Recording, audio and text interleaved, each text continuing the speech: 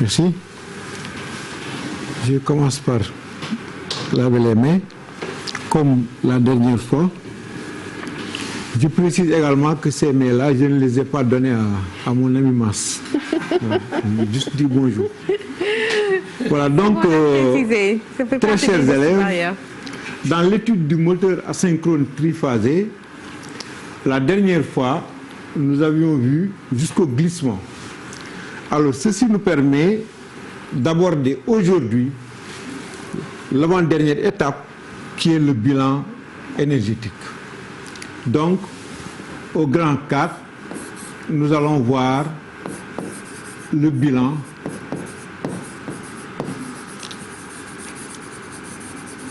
énergétique. Alors, soit dit en passant, même si la machine est un instrument de transformation d'énergie, je peux tantôt parler d'énergie, tantôt de puissance, les deux éléments étant liés par le temps. Donc, le bilan énergétique se fera avec les puissances. Histoire de dire, puisque la machine est là,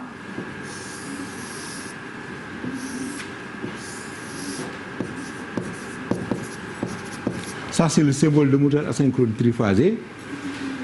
Quelle est la valeur de la puissance qui a été absorbée par la machine? De cette puissance-là, il faut enlever l'ensemble des pertes et pouvoir calculer la puissance utile, c'est-à-dire celle qui est restituée à la sortie de la machine. Donc c'est un exercice que l'on aborde à chaque fois qu'on étudie une machine. Donc nous allons ici mettre un petit schéma que nous allons comprendre et bien comprendre. Alors, cette première partie va représenter le stator. Cette deuxième partie, le rotor.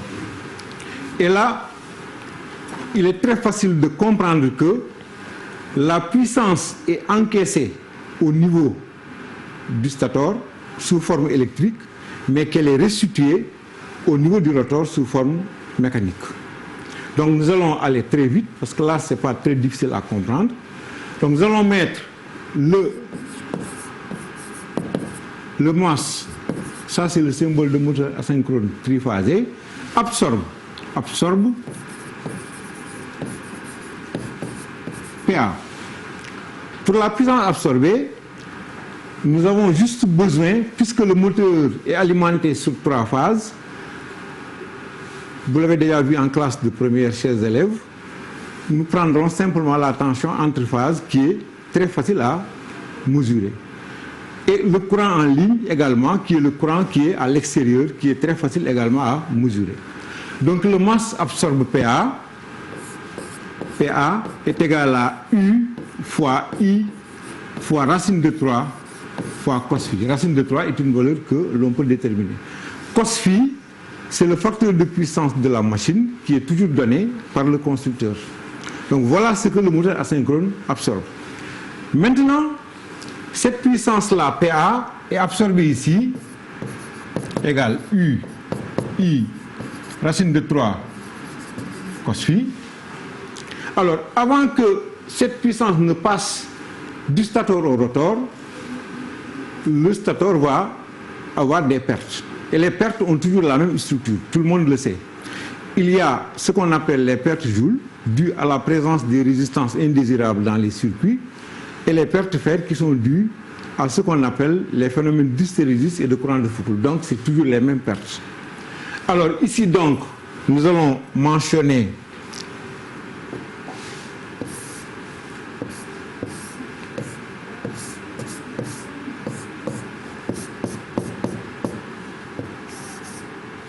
paire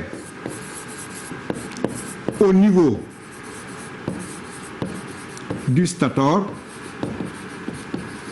Ces pertes sont notées pertes fer statoriques. On suppose qu'elles sont données. Après, tout à l'heure, dans l'essai à vide, on va voir comment on les détermine. Donc, au niveau du stator, il faut enlever P, Fs. les pertes faites statoriques. Et PJS,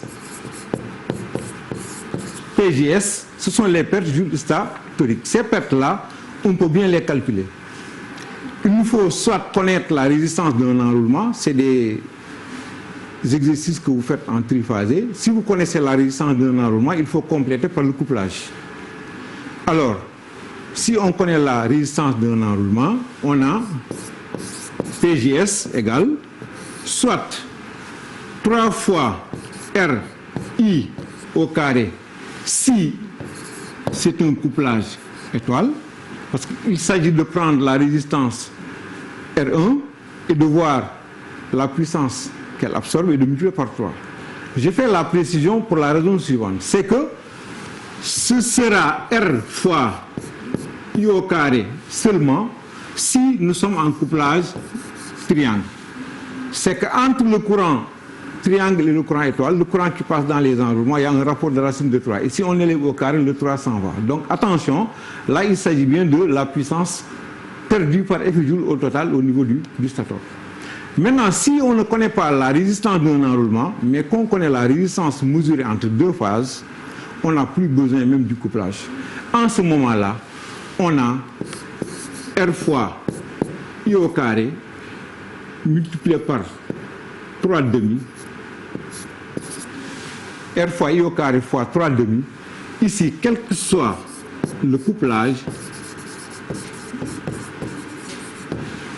alors il est important de préciser que la R est la résistance d'un enroulement et que grand R est la résistance entre phases.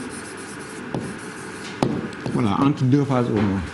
Voilà, maintenant, il y a certains ouvrages où ils vont appeler la résistance d'un enroulement par grand R et la résistance entre phases par petit r. Attention, ça c'est les Russes qui le font en général. Mais ne vous y trompez pas, il est très facile de faire l'exercice. Voilà, donc voilà les pertes joules statoriques. Donc ici il y a PJS. PJS. Alors une fois qu'on enlève les pertes faites statoriques et les pertes joules statoriques, la puissance est en phase maintenant de devenir mécanique et va être transmise au rotor. Donc ici on va mentionner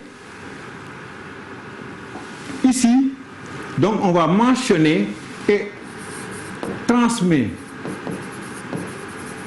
au rotor. Cette puissance-là, on va la noter PTR. C, chers élèves, comme vous le voyez, ce sera PA moins PFS plus PJS. Mais c'est aussi une puissance mécanique. Et une puissance mécanique s'exprime en fonction d'un couple de transmission et d'une vitesse angulaire. Alors donc, ce PTR-là est aussi égal à CTR fois oméga S. Voilà, donc ici, on peut mentionner, attention pour les couples aussi, CTR, couple transmis,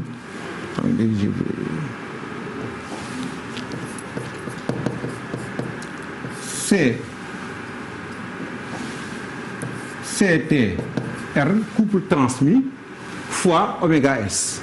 Donc ici, attention pour les couples, il y a certains qui le notent C comme couple, mais il y a d'autres qui notent T. Voilà, ici nous notons C. Donc ici on a PTR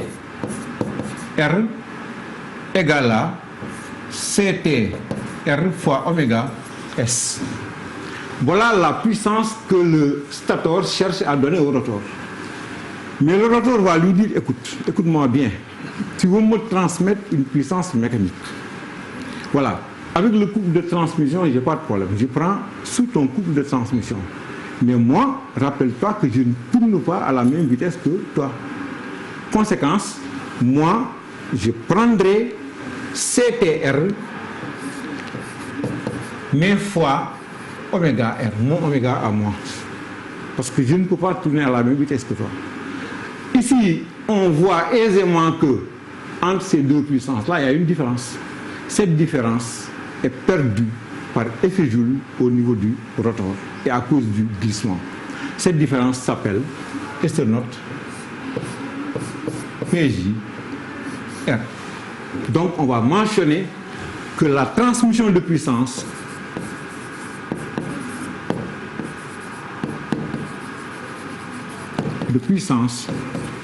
se fait sous le même couple, mais avec une perte de vitesse. Voilà, donc le rotor reçoit PE. Cette puissance, on va la noter PE, parce que c'est la part de la puissance qui était initialement électrique et qui est effectivement devenue mécanique. Donc PE égale à CTR fois oméga R. La différence entre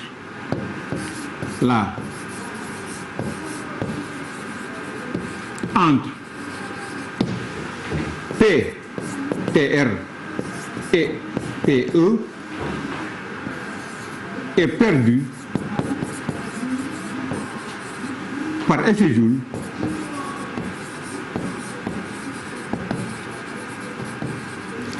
au niveau du rotor. Voilà donc ce qu'il faut retenir.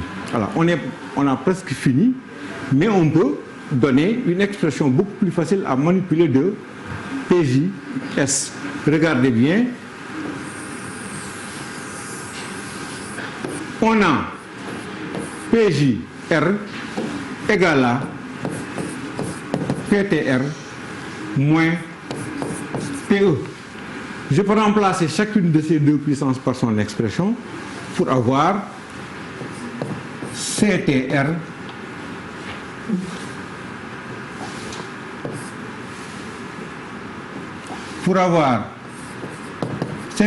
fois oméga S moins CTR fois oméga R.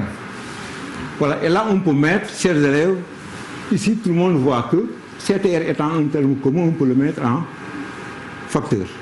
Ça donne donc PJR égale CTR facteur de oméga S moins oméga R. Or, dans l'expression du glissement, on peut reprendre l'expression du glissement, on verra que oméga S moins oméga R égale G fois oméga S. Ça donne donc PJR égale CTR fois G fois oméga S.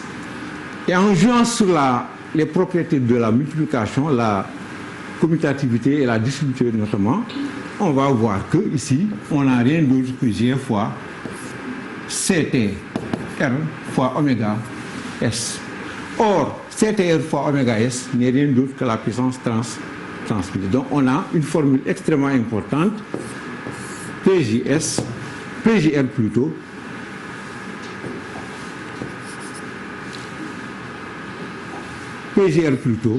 égale à G fois PTR. Voilà. Maintenant, la puissance est devenue effectivement mécanique. Il nous faut simplement enlever les pertes mécaniques qui n'existent que dans les machines tournantes pour avoir la puissance utile. Donc ici, si de PE, ça c'était PE égale, si de PE maintenant on note les pertes mécaniques, on obtient la puissance utile. Donc ici on va mentionner pour terminer, de PE, il faut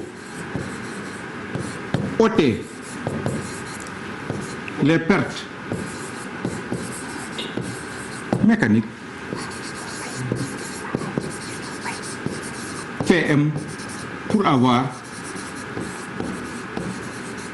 PU égale cette fois-ci à CU fois oméga R. Et là, c'est important de voir que de là à là, le couple va changer de de valeur. La différence entre les deux couples, c'est une question qui au bac peut vous donner un point. Cette différence-là s'appelle couple de perte. Maintenant, on a l'expression vraiment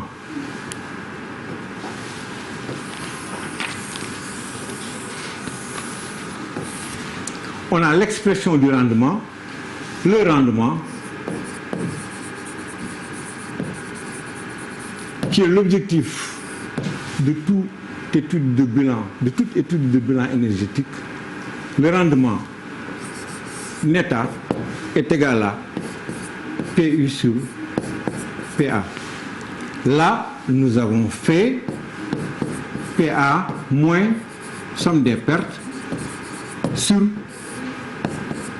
PA. Ce qui donne PA moins, ici j'ouvre la parenthèse, il y a PFS plus PJS plus PJR plus PM, le tout sur PA. Ce que je peux réécrire sous une autre forme, en considérant que PA moins PFS et PJS donnent P transmise, je peux écrire que le rendement est égal à PTR. En ce moment, je n'enlève que PJR et PM pour avoir PU sur PA. Si je prends à partir de la puissance électromagnétique, j'aurai simplement PE moins PM sur PA. Voilà donc le rendement qui est inévitablement calculé dans tous les exercices que vous rencontrerez sur le moteur asynchrone. Nous allons terminer par une toute petite précision. La prochaine fois, on pourrait éventuellement aborder l'étude à vide. Ici, il y a quelques questions qui peuvent venir dans les exercices. Le rotor, on avait dit que s'il est en court-circuit, il n'y avait pas de possibilité de le faire traverser par un courant. Mais retenez que le rotor est traversé par ce qu'on appelle des courants induits.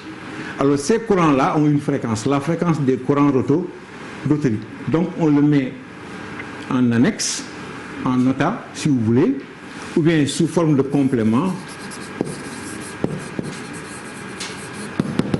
Fréquence des courants rotoriques, si on vous pose la question, ce sont les courants induits qui traversent le rotor. Fréquence des courants induits, c'est F des courants induits qu'on appelle courant rotorique. C'est l'appellation la plus courante d'ailleurs. C'est FR égale au glissement G fois la fréquence durée du réseau. Dernier élément, ici, on peut toujours aussi vous demander le rendement du rotor. Parce que le rotor, on lui donne PTR, mais il ne prend que PE. Donc le rapport de PE à PTR s'appelle le rendement du rotor. Rendement du rotor, on peut le mentionner ici. Rendement du rotor, à ne pas confondre avec le rendement de la machine. Ce sera noté neta, cette lettre de l'alphabet grec, neta R. Quand vous voyez le R, c'est le rendement du rotor, égal à PE sur PTR. On démontre sans aucune difficulté qu'on l'obtient en faisant 1 moins le glissement G. Voilà, donc vous avez déjà une bonne base, peut-être, même si de vous-même vous consultez les ouvrages pour compléter par l'étude à vide, vous pourrez traiter les exercices du bac. Simplement ajouter que quand le moteur va entraîner une charge, cette charge va lui opposer ce qu'on appelle un couple résistant. Et qu'au point de fonctionnement, il faudra réaliser la relation couple utile égale couple résistant pour que le moteur fonctionne normalement. Là, on pourrait le voir dans un exercice de façon très pratique. Et là, vraiment, vous avez une bonne base et vous pourrez compléter vos informations en consultant des ouvrages d'électrotechnique. C'est pas simple parce que c'est à peu près le quart du programme. C'est magnifique. Bon, mais vous avez déjà une bonne base, chers élèves, et je pense que vous continuerez les recherches à l'avenir. Merci. Merci beaucoup, monsieur Mbaye. En tout cas, mille merci. Je pense que on imagine les fiches des élèves sont très très claires partant de ce que vous avez présenté aujourd'hui. En tout cas, merci pour l'expérience, merci pour la sagesse, merci pour la douceur dans la transmission. Je tenais à vous le dire. Merci beaucoup. Merci infiniment. Merci beaucoup. Je félicite et je souhaite que ça aille de l'avant. De toute façon, j'ai presque divorcé avec les classes, mais je ne peux pas manquer d'intervenir. Ce genre de résumé, j'ai des collègues qui sont excellents, vraiment, mais peut-être avec plus de 30 ans d'expérience, on peut sortir l'essentiel et le proposer aux élèves et leur permettre en cas de reprise d'aller vite. Merci pour cette belle synthèse, c'est magnifique. Merci beaucoup. Merci, proviseur. Fier de vous. Infiniment. Merci beaucoup, docteur Massamba. Mais il ne vous a pas encore dit il est le proviseur de quel lycée? Ah, c'est bon à préciser. Bon, du plus grand lycée et du point de vue du nombre, on dit même de l'Afrique. 9500 élèves qui va du CAP, pour ceux qui se sont arrêtés à la classe de CM2, jusqu'au BTS, Bac plus 2 ans. Et qui, depuis au moins que Dieu nous a mis à la tête, est toujours premier au concours général. Pardon. En tout cas, a toujours le plus grand nombre de prix au concours général. Parce que maintenant, il est défendu de faire un classement. Exactement. Mais bon, moi, je connais bien l'histoire. Vous parlez bien du lycée Limamoulaye, on imagine, vous n'avez pas besoin de le citer. Nous avons l'honneur de recevoir, monsieur le proviseur, vous pouvez regagner votre fauteuil, mais nous avons l'honneur que le proviseur du lycée Seydina Limamoulaye vienne participer à l'effort de guerre, comme l'a dit mon petit frère Djité. Et j'en profite pour saluer tous les inspecteurs des impôts et domaines et remercier tous les chefs d'établissement. Les chefs d'établissement, je ne vous citerai pas, mais ils tenaient à venir donner le soutien des chefs d'établissement à la salle des professeurs. Nous n'avons plus besoin d'arguments parce que nous avons le directeur de la formation de la communication, nous avons maintenant, et nous l'avons depuis le début, le soutien des chefs d'établissement. Ils nous ont dit le soutien ne nous suffit pas. Nous allons venir nous-mêmes faire cours pour encourager les collègues à venir soutenir ce projet-là, parce que dans la vie, il y a deux choses. Ceux qui écrivent l'histoire et ceux qui commentent l'action de ceux qui écrivent l'histoire. Ce ne sont pas les historiens. Les historiens écrivent l'histoire. Mais il s'agit de ceux qui sont dans l'action et de ceux qui observent l'action et qui disent que l'action n'aurait pas dû se faire. Mais moi, je préfère être à la place du stator et du rotor plutôt que d'être à la place de la perte jaune. Merci beaucoup, docteur Massamba. En tout cas, merci beaucoup et bien des choses aux enseignants, aux élèves du lycée Limamoulaye et pensez à tous les élèves du Sénégal. En tout cas, merci beaucoup. Merci de nous accompagner depuis le début. Je le dis encore, vous faites notre force, vous faites notre courage. En tout cas, mille merci. Merci de vous réveiller tôt le matin, de nous accompagner dans la salle des professeurs de la télévision Futur Média. Merci aussi à ces enseignants qui nous accompagnent. Merci, monsieur l'inspecteur, tonton inspecteur si vous préférez. Merci. Il s'occupe des tout petits dans la salle des profs de la télévision Futur Média. Merci aussi à M. Djité pour le cours sur les annuités d'abord, ensuite sur les emprunts et aussi merci à M. le proviseur. Juste dire, n'oubliez pas votre livre de la semaine. Notre livre de la semaine, vous allez le découvrir tout de suite à l'écran. Voilà, le livre de la semaine, c'est Chambre 7 de Fatidien, l'enfant du Baol, Dr Massamba, l'enfant de la maison d'éducation Mariamaba, l'enfant du groupe Futur Média qui nous raconte la condition féminine qui revient un peu sur le quotidien difficile, une vie difficile d'une brave femme. Docteur Massamba, livre préfacé par vous-même. Mais oui, elle m'a fait l'honneur de la relecture et de la préface. Je voudrais remercier Fatih, mais aussi nous avons choisi ce livre pour le dire que l'écrivain, c'est aussi la personne qui s'interroge sur le sort de son peuple. C'est le sort de toutes ces femmes qui sont dans les centres de détention et qui sont des victimes de ce qu'on appelle une proximité mal organisée, mais aussi de l'irresponsabilité des adultes. Je voudrais que les enfants lisent ce livre pour montrer aussi ce nouveau leadership, ce renouvellement de notre littérature, parce que nous avons l'impression que notre nouvelle génération, elle n'est pas forte, elle est très forte dans tous les domaines. Moi, je suis de ceux qui regardent l'aspect positif, je ne suis pas de ceux qui disent que hier était meilleur qu'aujourd'hui. Hier était très bon, mais aujourd'hui, il y a du bon, il y a du succulent. Donc, hommage à tous ces enfants de la maison d'éducation Mariama Ba, hommage à toutes ces nouvelles plumes de l'Afrique qu'il faut encourager et qu'il faut mettre dans les nouveaux programmes. Enseignons les nouveaux auteurs dans nos collèges et nos lycées. Cela encourage la créativité et le renouvellement. Je voudrais remercier Abdou Khader Mbaye, professeur de PC au lycée des Parcelles Assainies, qui depuis le début coordonne le passage des enseignants, qui ne demande rien, qui n'attend rien en retour, et nous avons à le remercier parce que nous avons tenu quand même plus de 150 cours, nous avons tenu les 3 premières semaines, nous avons tenu le nouveau mois de confinement, nous espérons que ça va finir, mais nous tenions quand même à le remercier, à remercier Charles Wade, à remercier ceux qui derrière prennent leur crédit, organisent, nous rappellent, nous demandent de changer des choses. Merci du fond du cœur à l'ensemble des enseignants du Sénégal. Merci beaucoup Dr Massamba, merci à l'équipe technique, à l'équipe de production qui nous accompagne dans la salle des profs. Retenez notre livre de la semaine. C'est Fatiguin, chambre 7, qui raconte une